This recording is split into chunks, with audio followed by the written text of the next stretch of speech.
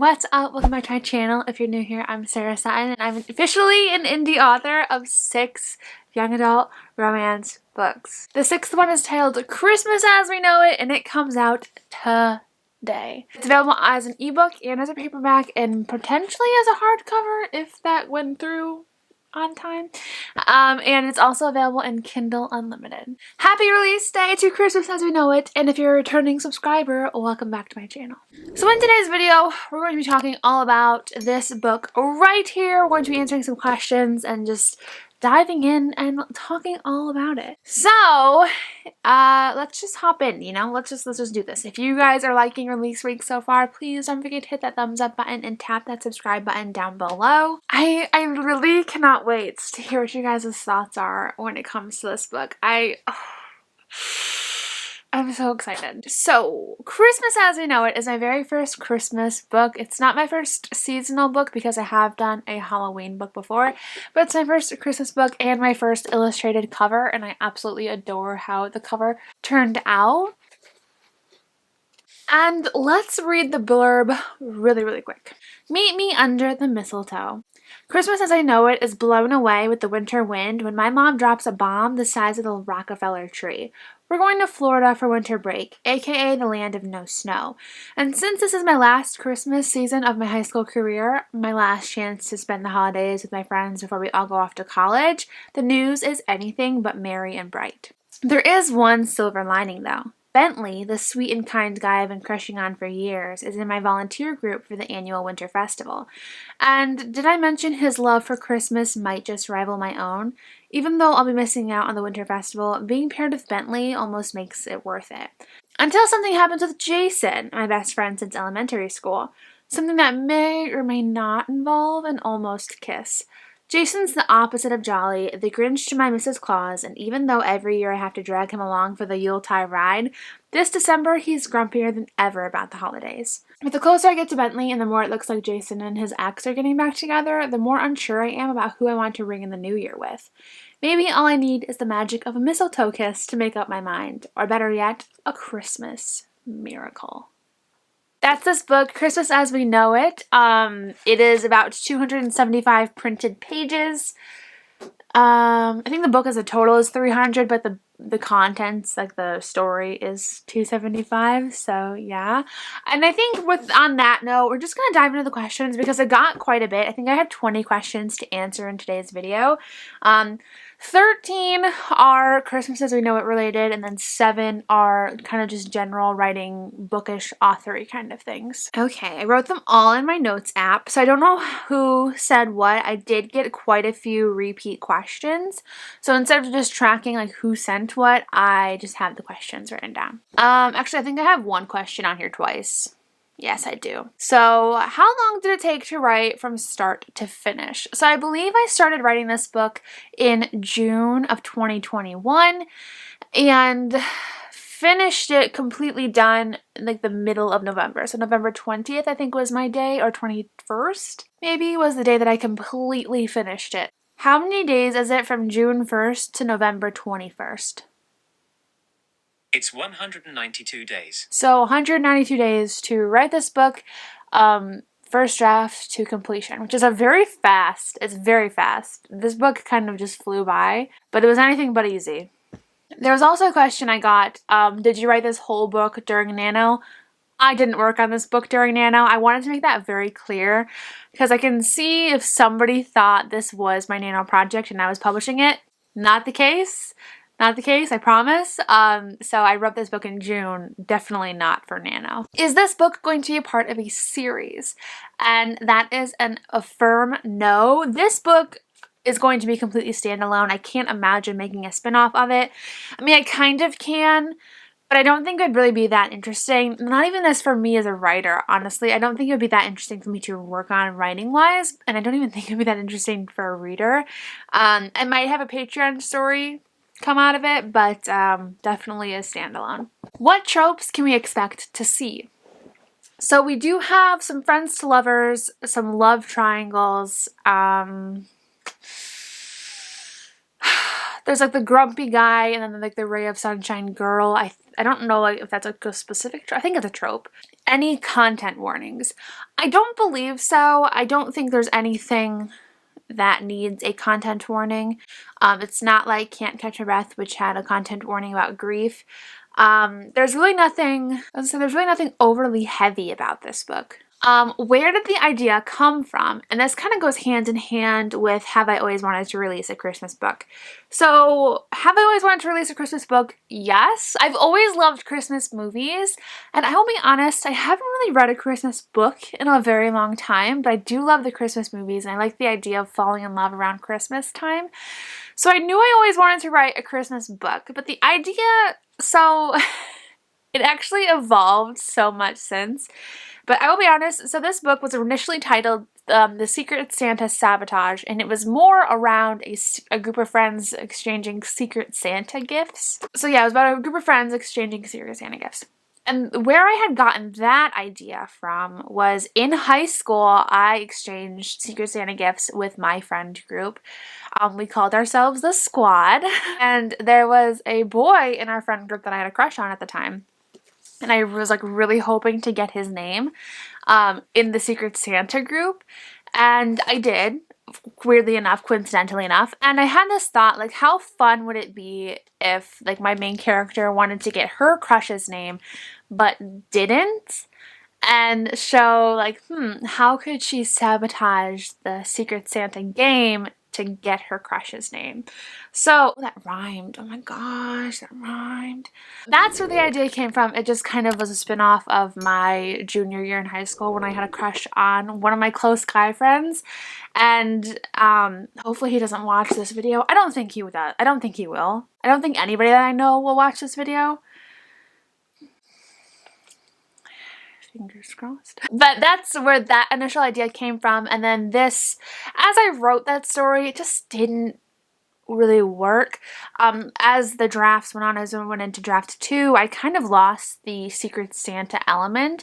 It wasn't as important to the story as I had initially planned it on being.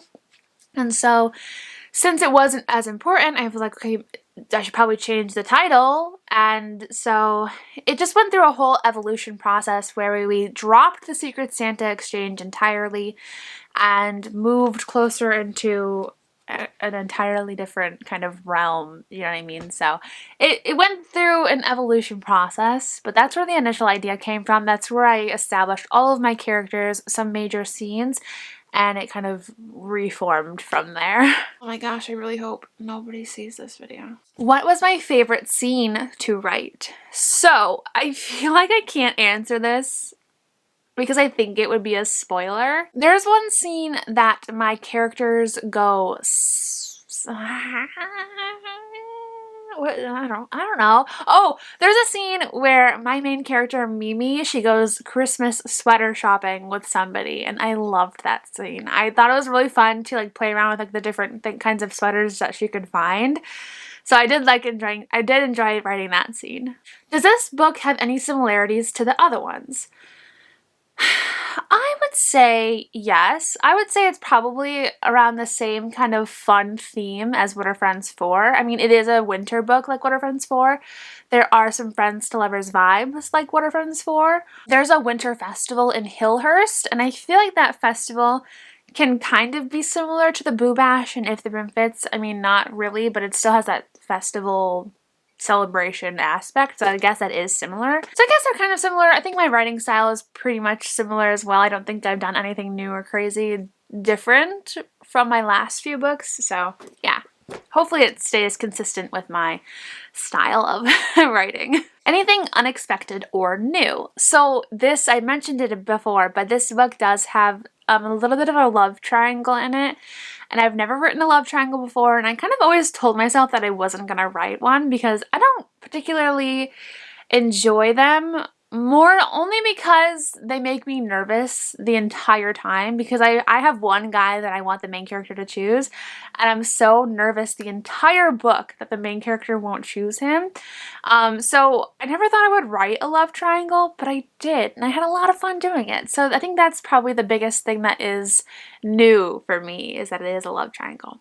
Anything different about the writing, editing, or publishing process? So I do actually have a video on my channel where I talk about the differences that I have done in this book and the whole journey, and so I will leave that linked up in the little eye icon as well as down below in case you guys want to go check that out. But this book has been a series of curveballs hitting me one after the other. It's like a snowball. That was bad. Those were my Christmas as we know it questions. Amelia, Mimi, Perry, Bentley, Owens, and Jason Holloway are our characters, and I can't wait for you guys to meet them. Moving on to the last 7 general questions that I did get submitted. I want to go through these really quick because I think they're fun, and they're fun to just talk about in this video and celebrate and, you know, just answer some questions. Favorite book to write so far? And I feel like I have to say Christmas as We Know It, because every single time I write a new book, that automatically becomes my favorite book that I've written, because I feel like I'm doing so much better craft-wise, and I feel like I can visualize the story so much better, and it's fresh and new on my mind, you know what I mean? So I think this one has been a really, really fun time to write. The scenes have been so fun to craft. My second favorite, probably Two Kinds of Us. Yeah. I love that book. That book is so good. How do you stay inspired to publish so quickly? So for me, I don't know if it's so much about inspiration. Obviously I think inspiration does go hand in hand with it, but to me, this is my career that I'm trying to build. You know, this is my small business that I'm trying to flourish. So growing my small business and growing my career is publishing books. So I think that mindset does keep me, you know, focused and driving forward. So I do look at this a little bit more from a business perspective than a hobby perspective, and I think that does help me to stay inspired, because I really would love to be a full-time author one day. I would love to have this little business flourish. You know, I'm looking at my she shed because, like, this is like my little office, and so wanting to further my career as an author, I think that's what really keeps me on it. You know, I'm working in a career that I love, so that alone inspires me. Do you know what I mean? Like, I love what I do. I am so grateful for this time in my life, and hopefully it can continue. Nobody knows what the future holds, but I think that is what helps me stay inspired, just because I love this area of my life right now, and I love the idea of writing and publishing and seeing if we can get this to a full-time level. It's gonna take a while, but it's fun to try. What was the easiest book that you wrote? What was the hardest book that you wrote? Easiest. Well, I would say the hardest was Out of My League. So Out of My League was my very first young adult contemporary that I did write, even though it is my second published book. We've talked about this in the past, but if you're a newer subscriber, Out of My League, I wrote that book first. I queried it, and it went through so many stages of editing, so many stages of evolution. I wrote the first draft of that book back before I knew how to integrate subplots, so it was a very, very rough book. So that was definitely the hardest book to get to its final form.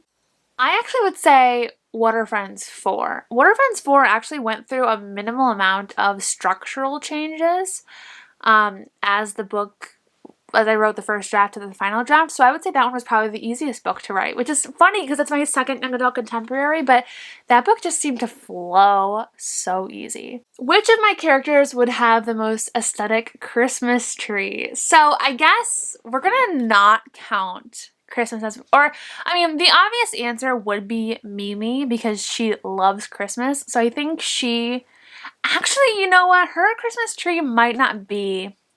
Depends on what you think about aesthetic.